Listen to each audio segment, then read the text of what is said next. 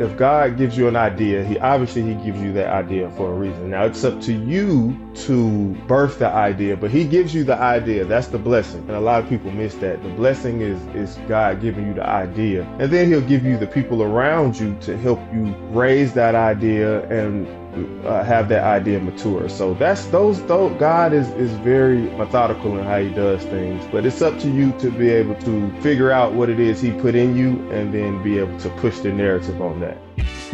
Welcome to the Purpose Finder podcast, where life is viewed through the lens of purpose, design, and legacy. Here, we believe purpose comes in different colors, shapes, sizes, and textures, because no two callings and journeys are ever the same. Hosted by Charissa Monroe Wilborn, this is where a purpose meets you where you are. Let's begin. Welcome to another great episode of the Purpose Finder podcast, where you know that our mission is simple: to inspire you to find and uncover your life purpose and to live it out boldly. We are here to help you build a life that is rich in meaning, fulfillment, and significance. At some point, we all feel it: the desire to belong, the frustration of success without satisfaction, the quiet question that always returns: why am I here? Well, this is the space where that question gets all the attention it deserves. I am your host, Charissa Monroe Wilborn, and this is where we dive into everything purpose and how it affects our influence. And today, I have the honor of sitting down with a great man doing great things in the world, but he has a journey. He has some lessons that he had to learn along the way, and he's going to share them. Help me welcome Brandon White, aka Positive B White. Brandon, welcome to the pod. Hey, thanks for having me. I appreciate it. Oh, it is so good for you to be here. Thank you for saying yes, because I always say it. When you say yes to me, you say yes to the millions of people listening and watching. And so we are grateful. I am interested, and I'm sure they would. Where did your name come about? Positive B White. And it's funny when people ask that. It actually came about, I don't want to say by mistake, but it actually came from my 9 to 5. So during my 9 to 5, throughout the day, I have to sign my name off on various checkpoints, if you would like to call it. So in the conquest of coming up with the name for myself, I said I wanted something that people could relate to, but I wanted something also that explained who I am as a person. And so when I was writing off, signing, off my daily assignments, as you would like to call it, or drop-offs, I would put B White for short to shorten up my name. Of course, Brandon White. So I would put B White, and I would do it kind of fast. So throughout the day, I said, man, what kind of name can I make for myself that really people can relate to? And I said, well, I am a positive-minded person, and I do like to be optimistic. So one day it just dawned on me. I said, oh, let me put a positive in front of the B White. And from there, I began this process of, first of all, trademarking the name. So it is registered, but because I was very, very important about how I went about using the name, because I wanted it to not only portray who I am, but I wanted to do it legally and have legal protection in doing that. So I came up with the name Positive B White, and I've been moving and grooving with it ever since. That's great, because the name alone is a business, right? Yes, for So sure. please, they don't want to hear me read a bio, but please share with us, who is Positive B White. What is it that Positive B White does in the world? Who were you before Positive B? Just kind of give us an idea of the journey that Positive Brandon White has been on all this time. Absolutely. So I'm originally from Atlanta, Georgia, born and raised. Two loving parents who are still alive with this, and they are doing phenomenal, phenomenal, phenomenal. They are both in that retirement.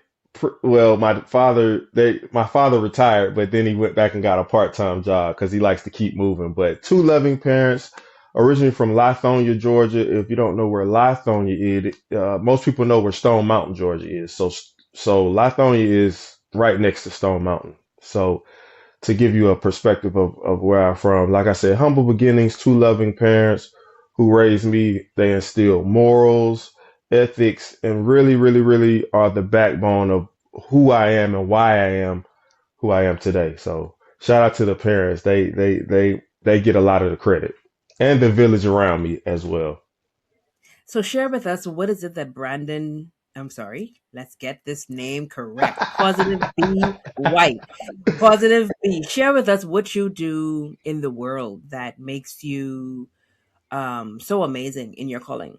Oh, I appreciate that. That I love the way you worded that. But obviously, I do a few things, but mainly I'm a motivator. I do motivational speaking as well. But the part that I really enjoy is the radio show. So the radio show gives me the opportunity to be able to highlight other individuals' success stories so that we can get their success stories out to be an example for others behind them to show them that it is possible.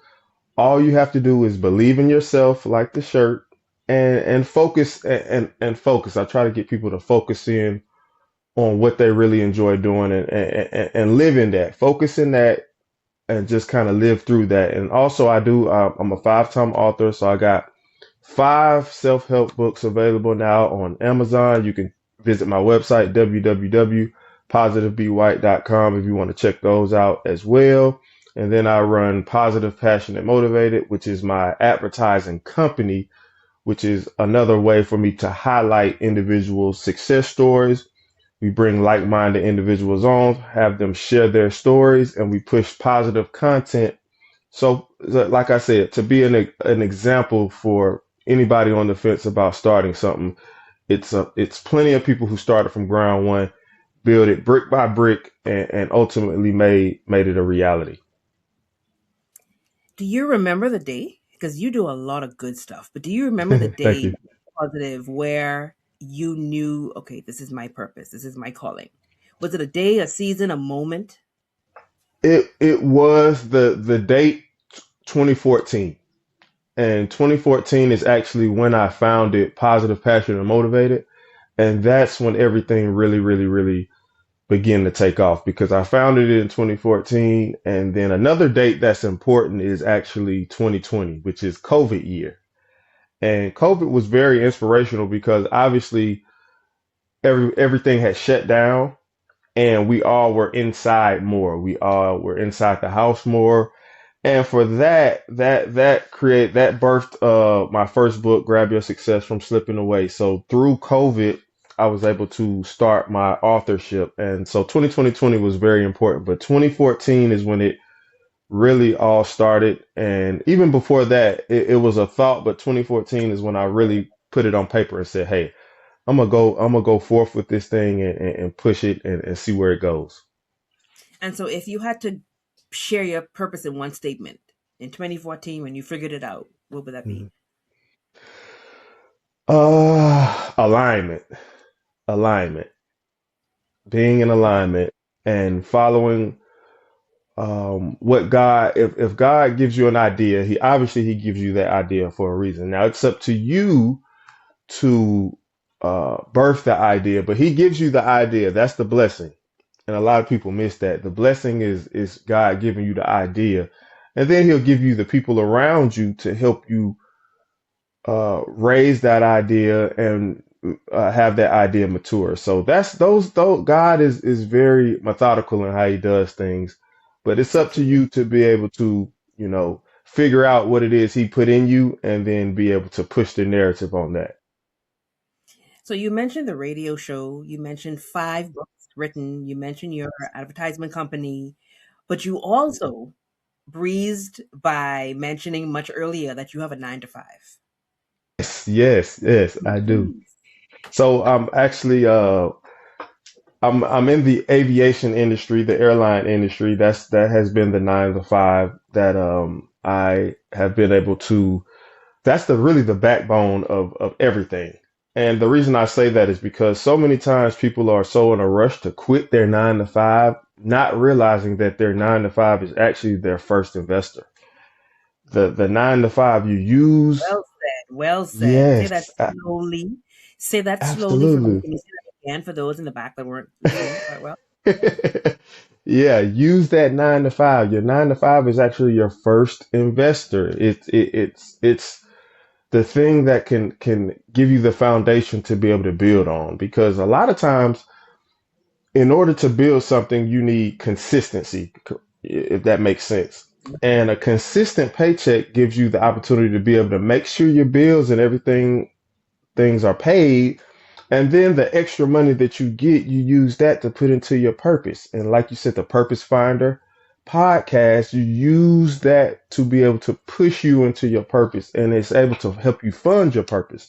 So I always tell people, don't be so in a rush to quit your 9 to 5. Use your 9 to 5 as your first investor. And then as your funds grow and you make more money and you're more stable, then you could look into ways of maybe going part time, or if you feel like you want to give up your 9 to 5, and then you can make that decision. But I always tell people, use your 9 to 5. It's your best investor. It's your first investor.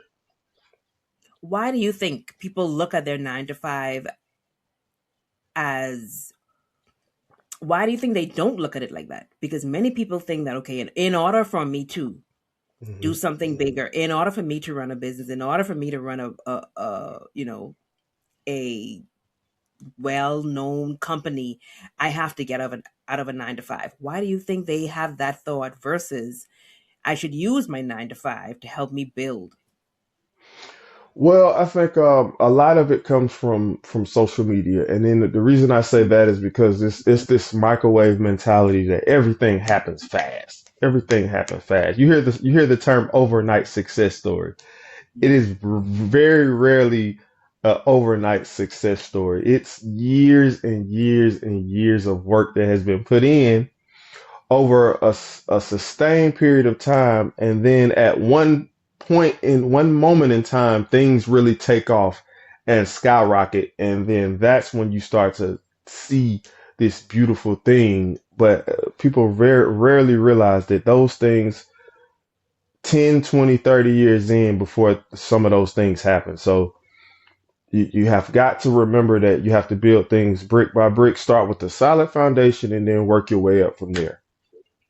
So I love that you brought about the microwave mentality because we literally live in a world where everyone, so, society, social media, even the best of the best people in their career and in their field, they're selling quick fixes. They're selling quick results. They're selling, get rich in 10 days. They're selling lose weight in 15 days. Like they're selling that quickly. And they're selling that urgency. And unfortunately, people, humans, like we want quick. We have to almost train ourselves and build that skill muscle of patience, of going through the process, of waiting. Nobody wants that anymore. And we live in a world where if you can't get it quick, it's almost like if you can't sell quick and get it quick, you lose. And so all of the high content creators, all of the people who, are trying, they're on this competition wheel, this hamster wheel. They want to make sure they can do quick and produce quick because if I don't do quick, I'm going to get left behind. And so we're all racing. We're all in this race. And I think slowly but surely people are recognizing that anything that's gained quick sometimes doesn't always last. And you may very well get success. Success may be achieved. But my dad, Dr. Miles Monroe, always said that the worst thing that can happen to potential is a past success. Because once success has been achieved, or once that thing that you have done has already been achieved, it's exactly that old. It's been achieved, it's no longer potential anymore. So are we in positions of stretching and growing and going after the next? Or do we stop and are we just basking in that success that has already happened? Yes, and then I want to definitely give a shout out to your father. He was such an inspiration to me and all the others through his teachings. And I look at his content on YouTube all the time. And what your father really preached was he preached from a different lens. Don't compare yourself to others' journeys. Focus on your journey and really, really, really enjoy the process of the journey. enjoy starting from the bottom and working your way up to top. Because when you start from the bottom, what's the best thing you do? You can learn. You learn, you learn, you learn. So that I think that's the main thing. Most successful people never stop learning. They never stop learning. Every day is a learning experience, a day for them to learn and get better. So I think what most people fail to realize is you have to learn. You have to learn. It starts from the bottom and you work your way up to the top. Because, like you said, if you just go to the top, then you anything gained fast is not sustainable. If that makes sense, it's Mm-hmm. not going to be Mm-hmm. sustainable. It can happen fast, but it's just like when people have a viral clip or have a viral moment on social media, right? And then you don't hear from them. They're chasing that high, but it's that one viral moment. Yes, you can get some visibility, but is it sustainable? That's the question. But even that sustainability comes with commitment, comes Absolutely. with exactly, and so it comes with us stickability, with us staying in the game, even when it doesn't feel. Because then what happens when you post something, for instance, and you don't get the views, you don't get the numbers that you wanted, and then that's when they really disappear because now their ego was hurt, if you will. Yeah, You know, exactly. so it depends on what are you looking at.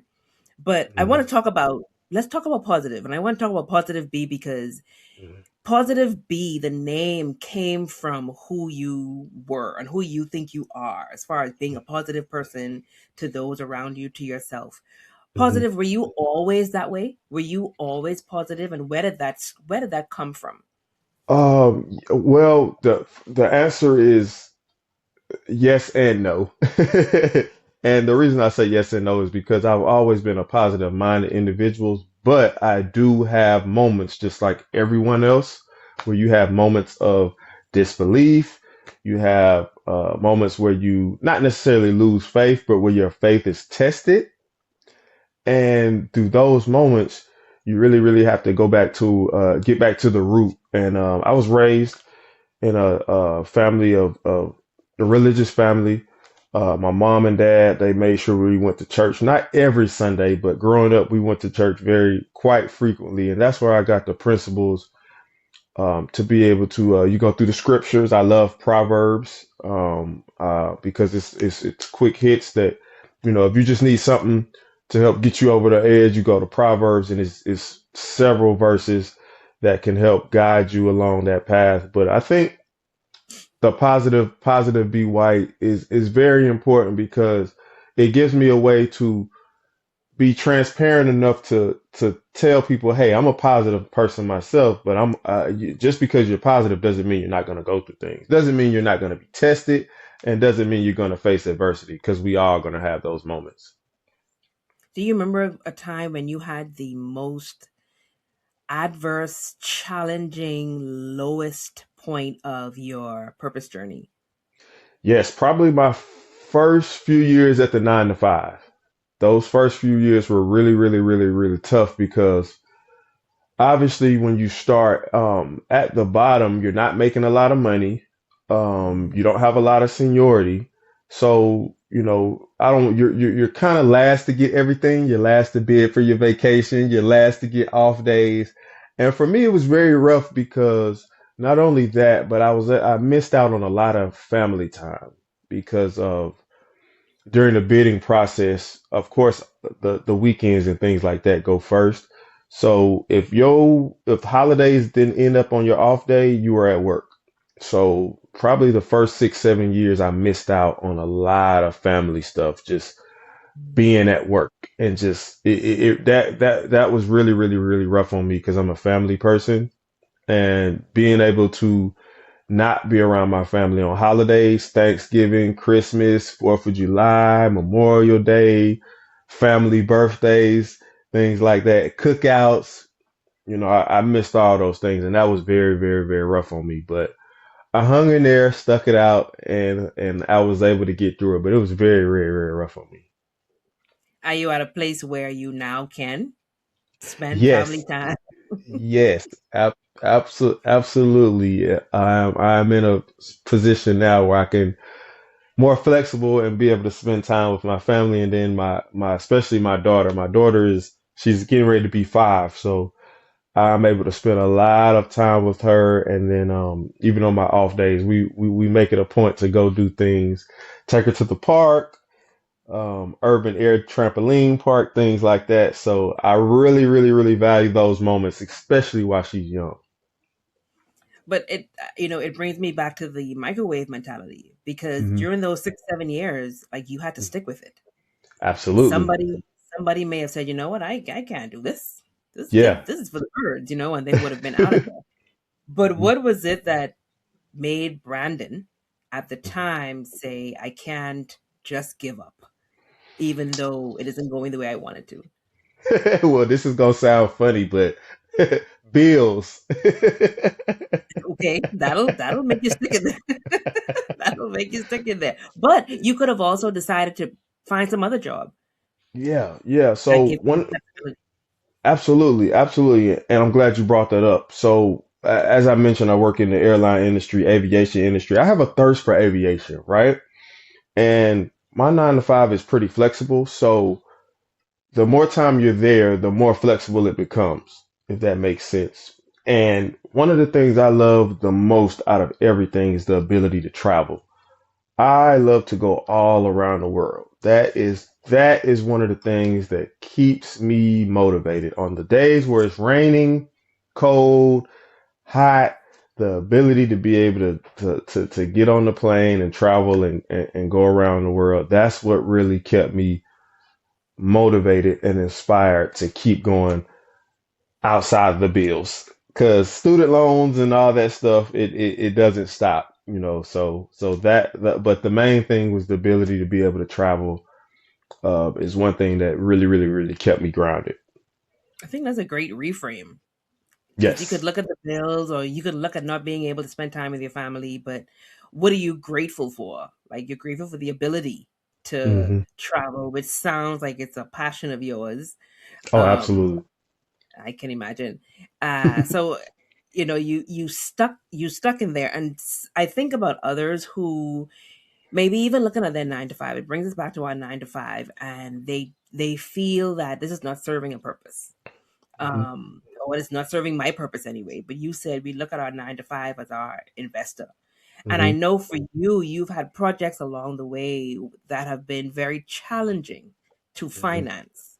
Hmm. How have you worked through those challenges where, you know, finding someone or finding a resource to support your vision, support your project? How have you worked through those moments? So for me, in that time frame of those years, I was able to work overtime. I saved tax returns instead of spending them. I used those returns to funnel the money back into my business. So if I had projects that I wanted to be involved in, or if I had things that I wanted to invest in, I used that overtime money and those returns. And then I also worked multiple different jobs at the same time. So for a few years, I've had, 2 jobs. I don't do 2 jobs right now because thank God I don't have to right now. But starting out early, I've worked, 2 jobs for periods of time, and that would really help me save money and be able to fund my business. Like we spoke about earlier, your 9 to 5 is your first investor. So I would use one paycheck to pay bills, and then I would use another paycheck to help fund the business, save and help fund the business. So that's how I was able to kind of bridge the gap and kind of fly under the radar. And so I didn't have to take out those massive loans to be able to fund everything. But I think this is good, especially for the young man. Like, I want you to speak to the young man that's maybe listening and Hmm. wanting to, he has a purpose, but he doesn't know what his purpose is yet, but he's trying to figure it out. But he also wants to, get rich quick, or he want to get to the top really quickly. But here Hmm. you are saying that, you endured those 6 to 7 years of not being able to spend time with your family. You endured having to work two jobs because you had bills to pay, but you also had purpose that you wanted to fund, but you put in Hmm. the work. And Yes. I think people believe that, oh, once I discover my purpose, then life is going to be easy. Oh, absolutely not. Yeah, Oh my talk, God. talk to the young man and the young woman that's listening who believe that, when I discover my purpose, I shouldn't have to work as hard. I shouldn't have to be as committed and patient and loyal and faithful. Hey, purpose seekers. If today's conversation has you thinking about your purpose, what it is, how to find it, and how to truly live it, then I have something special just for you. Introducing the Purpose Finder Formula. And you have free access to this 20-minute training designed to help you uncover your purpose and start living it with confidence. No fluff, no guesswork. It's clear, practical, step-by-step guide to finding meaning and gaining clarity and direction. Your purpose is calling. Are you ready? Head over to www.charissamunro.com/purpose finder formula. Enter your info and I'll send it straight to your inbox. Imagine waking up every day knowing your life has meaning, impact, and joy. That's what awaits you. So don't wait. Grab your free training today. Let's get back to the episode. Hmm.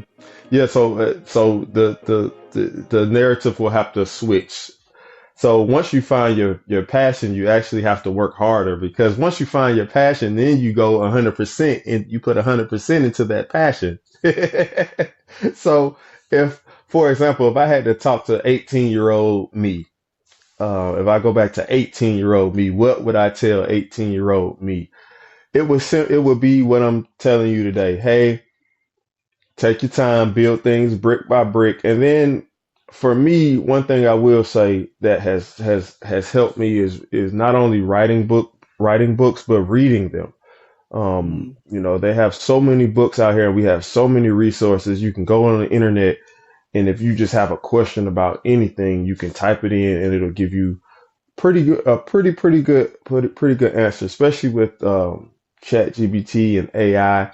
All you have to do is go to your phone, type it in. Before we used to have to go to the library. You would have to go to the library, type in a subject, try to find the book, go get the book. Nowadays, it's so easy, and we have so many resources. You got resources on YouTube, your cell phone. So finding the information is a lot easier than it used to be. So one of the things that helped me is just investing in the stock market. You hear the so many young people. If you're 21 years old, so many 21-year-olds want to be millionaires. like like 18 to 24, they like, man, I want to be a millionaire. I want to be a millionaire. The average millionaire doesn't get that millionaire status until in their 50s and 60s most times. And that's years and years and years of investing, saving. So it takes time. And I always try to tell people, especially people in that age group of 18 to 24, those years, those are your foundation years. Your 20s are your foundation years. If you can build a solid foundation in those years, that'll help bring you into your 30s. And then the 30s will help bring you into your 40s. 40s will bring you into your 50s and so on. So it's all about the 10 years prior. You want to build that foundation first. And so let's talk to the young. And I want to talk to the young because that's when, even this self-discovery of, happens for them, and trying to figure out what is it that I'm supposed to be doing, and how should I be living, and who is it that I want to become. And they have, they go through these different identity crises, and as they should, because they're learning themselves. But there's also a society, there's also social media, there's also everybody have an answer to how things should be done. There's also the what I'm going to call the washing away of real spirituality and religion. And so there's that fight and that challenge as well. And so we're also having to encourage these young people from the age of 18 to 24. I, I dare to say from 18 to 30 to, don't run after someone else's fame. Don't run after who you see in your phone and social media and Instagram and Facebook and TikTok. What is it? Because when you start looking over the fence, it's almost like you can't look over the fence and deal with your grass at the same time. Yeah, absolutely. And then it's all about running your race. So life is a marathon, and everybody's marathon looks different. Looks different. When you look at a marathon, you have somebody's gonna come in first, and then you're gonna have somebody that's come in last, and then you have a lot of runners in the middle, right? So everybody starts at the same point, but everybody crosses the finish line at different points. Points. Mhm. So you can't compare yourself to what the next runner is doing because they're running their race. They may be tired, but they're running their race at their pace. So that's the most important thing I would try to get them from 18 to 30 to understand is you have to focus on your path yourself. You have to, and it can be difficult because it's so much going on social media, so many different influencers and people who are, who have gotten to the top. You mentioned the top of the valley, and you may have only seen that snapshot of them at the top of the valley. You don't realize what they went through in the beginning. Some people have slept in their cars. Some people have been homeless, and knock on wood, I thank God that I didn't have to go through, some of those trials and tribulations. But it's people out here who've had to sleep in their cars for 6 months or a year. Some people have been homeless. So it's all kind of things that people have to deal with and go through, and you never know what another person has been through. So you just kind of want to be cognizant of that and understand that you run your race. And I think our younger generation is struggling with comparison Hmm. and competition. Um, because we when I recently moved to Chicago a few years ago, and I got married, the neighbor used to, I mean, that during the summer, his grass was green and it was plush. It was beautiful. And I'm looking, and I can say that because our grass was not so green; it was kind of brown. And so I would say to my husband, "Hey, why does his grass look like that and ours don't?"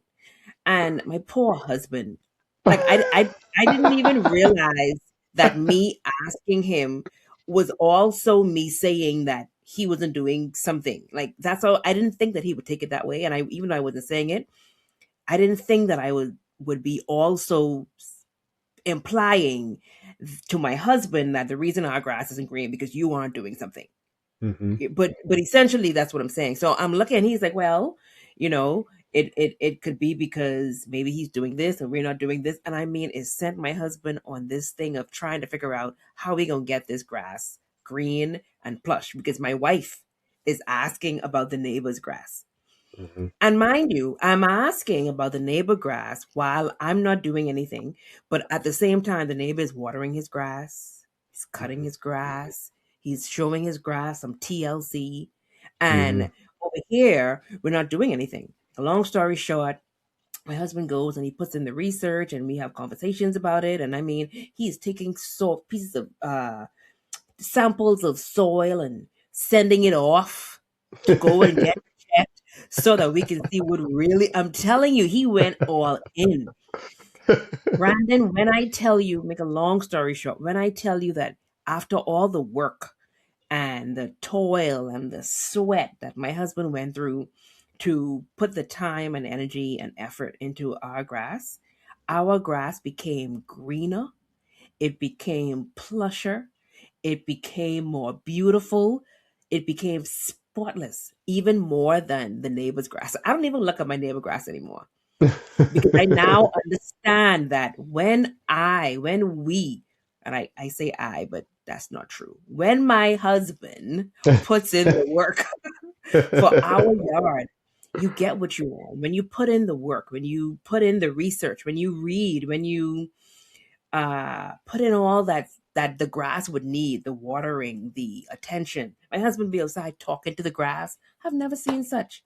But he understands that this is what it needs. And as crazy as he may look to someone talking to this grass, he is passionate about this is what the grass needs. I'm going to put in the work. And now we have green grass, plush grass. It takes a lot of work. It wasn't overnight. It doesn't happen overnight. But now we have grass that sustains even during the winter because we've done the work before. Well, And I say all that. congratulations on the green grass. I would look, I My would husband, love to, yeah, congratulations, hubby.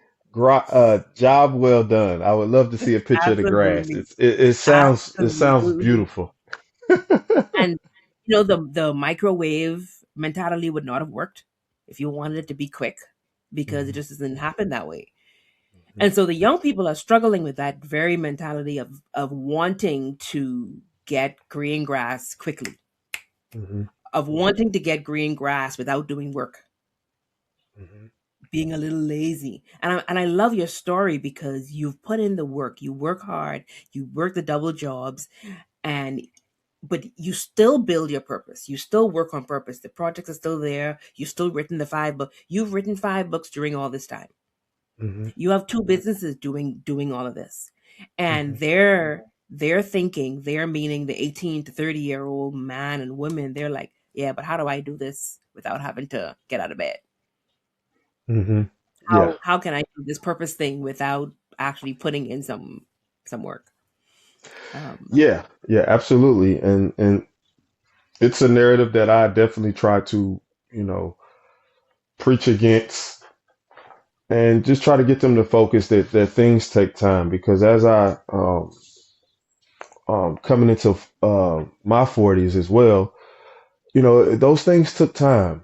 And I remember myself at 20, that was 20 years ago, you know, and it took all that time in between there for me to be able to get to where I am today. And I tell people it takes time. And then another thing that's really funny, I said, people, you're in high school for 4 years, right? You come in the ninth grade. It takes you 4 years to graduate high school. You know, it takes you time to be able to do things. You just don't come in as a freshman and then the next year you go out the door as a senior. It just doesn't work like that. You know, and if you can invest, you know, the time, you know, and I always tell people 5 to 10 years. If you're starting a business, or even if you're starting a podcast or anything, you have to be willing to put 5 to 10 years into it. You know, that's just it's you know, you're not gonna be able to skip the process. We always hear trust the process. You're not gonna be able to skip. You know, you're not gonna be able to always take shortcuts. Sometimes you can have mentors that are there to help expedite the process because they can say, "Hey, I've been through this," or I've done this and it didn't work for me. Maybe you should try to do it this way. And that's another thing I would like to talk about is just finding mentors. Mentors are there to help guide you because they've been through some of the stuff that you've been through, and then some of the stuff that they haven't been through, they can still help guide you through that and say, well, if I was in that situation, maybe I would do it this way. So reaching out to mentors and allowing them to help guide you is another resource that I think doesn't get talked about enough. Absolutely. And I think it's one of the things that we talk about a lot on the podcast, how mentors, coaches, just someone who is, I mean, years ahead of you, being a part of your circle, especially when you're wanting to grow. Mm-hmm. Um, I talk a lot about purpose being like an onion, Mm-hmm. and as you grow, as you mature, as you live life, there are levels of your purpose that become more revealed. Have you had that sense of purpose to where when you were much younger you knew your purpose was this, but as you got older, more of your purpose became revealed to you? Yes, absolutely. And I think life brings upon that, right? As you go through life, you experience more things. That's why a person who's been here, you know, 80, 90 years on earth, when they look back, they can give you a lot of insight. So one of the things I like to do is I like to, you know, if I have a older person or in my family or even people that I work with on my job at 9 to 5. I have people that I work with that are 70 years old, and still working. And then a lot of times I'll pull them to the side and say, hey, what are some things that you wish you would have did differently when you were growing up in your 20s, 30s, 40s?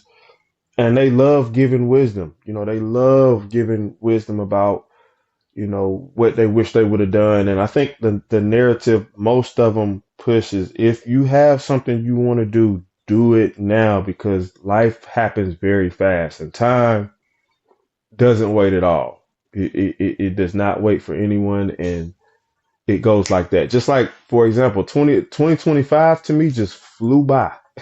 I mean, 2025 was like, I can't believe 2025 is over. And now we're in 2026.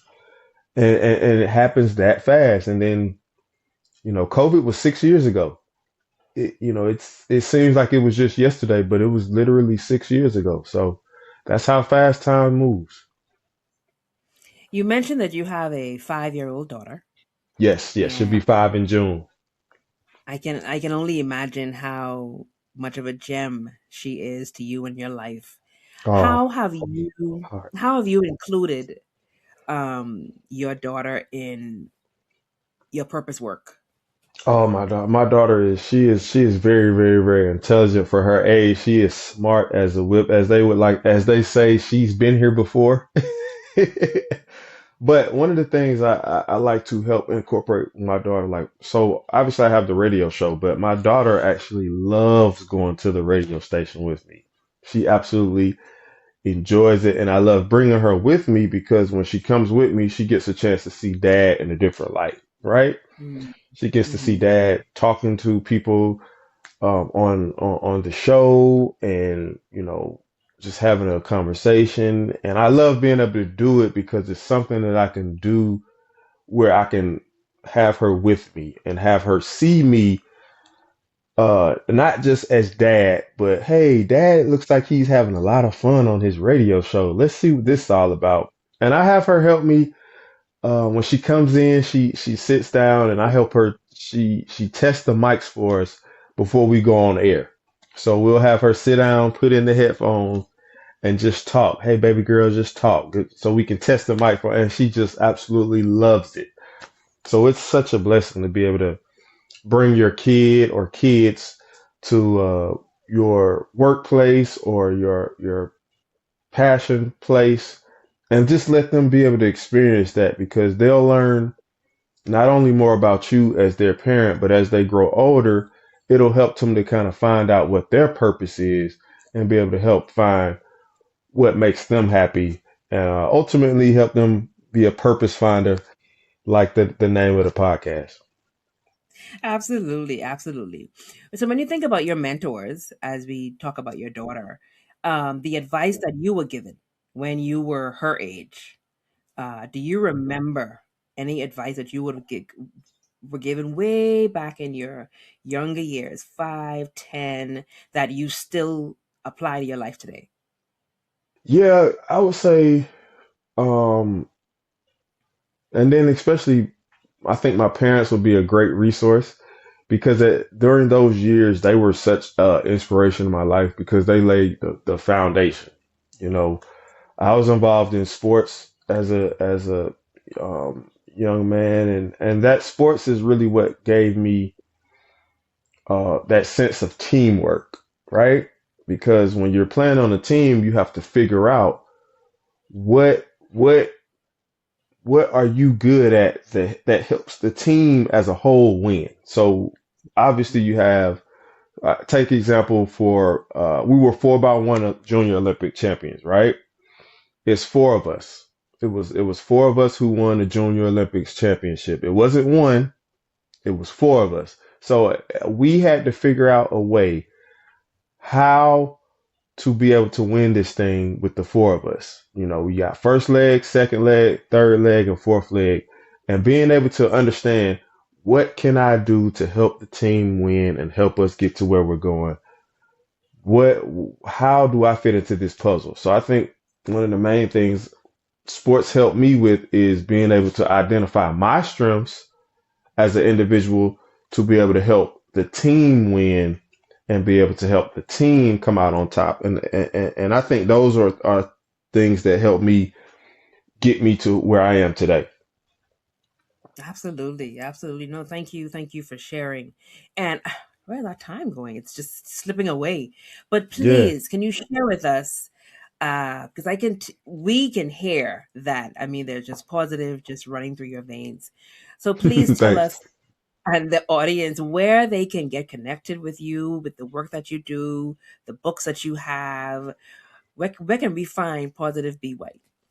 Absolutely. So positivebewhite.com is probably going to be the best research way to research, who I am and how I got to where I am. And if you want to find the books, they are available on the website. So if you go to www.positivebewhite.com, you will be able to find more about who I am and get in contact with me, get in touch with me. You can send me an email through the website and I'll get it that way. Also, you can find me on social media. I'm on all social media. There's so many social medias now. It feels like I'm on Facebook at Positive Be White, Instagram, TikTok, LinkedIn, um, and I think that's it. But I'm on those as well. So that's the best resource for you to find me. And then if you want to check out any of my books, these are four of them. And then the other one is a ebook that is dedicated to my daughter. I put that out on her birthday, which is titled Teamwork Tales, where it helps younger kids identify the power of teamwork and being a part of something bigger than yourself, and being able to help the team win and winning all together. I love it. I love it. So you guys go and find Positive Be White, get connected, stay connected, buy a book, think about the children, get that last one for them. I think that is really, really good stuff. So Positive, before we go, please give us one final word of advice. Uh, Consistency. Consistency. Stay consistent. Just remember that Rome wasn't built in a day. It happened over a period of time, and just stay consistent. And just one small thing a day can help get you to where you want to be in the long run. Just one small step. So stay consistent and be sure to check me out. Follow us on social media, 101 TKO Radio, which is the home of Positive Mind Saturdays, which is the radio show. Be sure to tune in Saturday mornings, 11 to 1. I have a show tomorrow as well. Positive Mind Saturdays with Positive Be White at 101 TKO Radio. Let's lock Awesome. in. Thank you. Thanks for Be having me. I appreciate consistent. you. Thank you, thank you. So you've heard from a great man doing amazing things. He encourages us to be consistent. One small thing can get you a lot further than where you are right now. So before we leave, before we close, I love to share on one thing that's a big passion of mine. It brings me joy, it keeps me positive, and that's food. So please share with us, Yes. Positive B, what is your favorite meal and what is one of your favorite restaurants? Oh man. Oh, that is such a great question. I'm a real foodie. So for me, I would have to probably say my favorite food is probably see, I'm really big on seafood. I'm Okay. really big on seafood. So I love crab legs, salmon, any type of seafood I can get my hands on. We just came off a cruise maybe about 2 weeks ago, so I had a phenomenal job at the buffet, as you can tell. I love food. And your favorite restaurant? Wow, favorite restaurant. Favorite restaurant. I would have to say it's so many to choose from, but it's a restaurant called Gumbo's, and it's located in Douglasville, Georgia, and they have a New Orleans vibe. It's a New Orleans based restaurant, and they sell all kind of seafood, and it is just phenomenal. So I would have to go with a restaurant called Gumbo's here, located out in Douglasville. I'm gonna have to check them out. Well, thank you. Thank you for sharing. Thank you so much for being Absolutely. here. We are Thank grateful you. for your story, for your transparency, and for your truth. Again, you have been watching another amazing episode of the Purpose Finder podcast. I am your host, Charissa Monroe Wilborn, and until next time, see you soon. Bye. That brings us to the end of today's episode of the Purpose Finder podcast. If this conversation resonated with you and added value, take a moment to like, share, and leave a comment. We would love to hear what inspired you. Be sure to subscribe so you don't miss what's coming next. Thank you for spending this time with the Purpose Finder podcast. We'll see you in the next episode.